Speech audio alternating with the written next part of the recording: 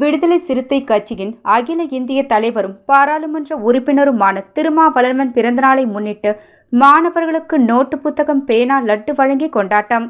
விடுதலை சிறுத்தை கட்சியின் தலைவர் தொல் திருமாவளவன் பிறந்தநாளை முன்னிட்டு தமிழகம் மற்றும் புதுச்சேரி முழுவதும் பல்வேறு நலத்திட்ட உதவிகளை கட்சி நிர்வாகிகள் மற்றும் தொண்டர்கள் செய்து வருகின்றனர்.